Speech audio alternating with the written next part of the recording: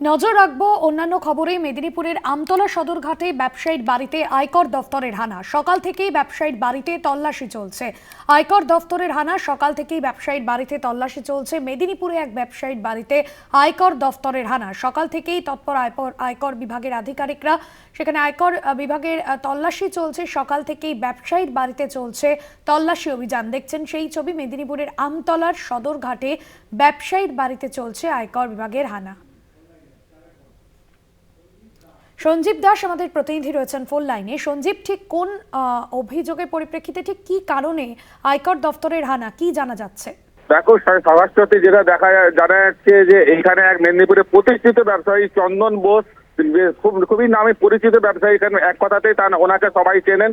তারই বাড়িতে আজ ভোরবেলা থেকে আয়করের 3টে গাড়ি সকালবেলায় ভোরবেলায় এসে ঢুকেছে এবং পুরো জায়গা ঘিরে ফেলে রেখেছে। কাউকে ঢুকতে দেওয়া হচ্ছে না।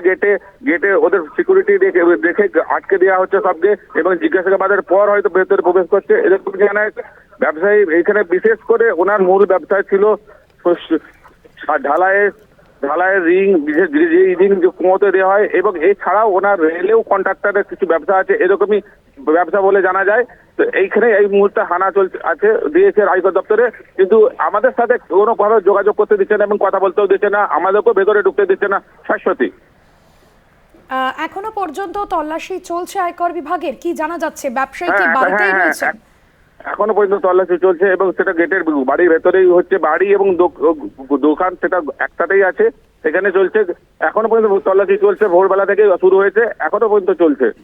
ঠিক কোন সূত্র ধরে ওই ব্যবসায়ীর বাড়িতে তল্লাশি অভিযান চলছে সঞ্জীব? সাথে এটা এখনো তদন্ত চলছে, তদন্তের পরেই জানা যাবে, কিন্তু কেউ মুখ খুলছে না। বোঝা যাচ্ছে না যে এখন কি কারণে এসেছে বা কি ধরনের এসেছে, সেটা তদন্ত শেষেই জানা যাবে। ধন্যবাদ সঞ্জীব।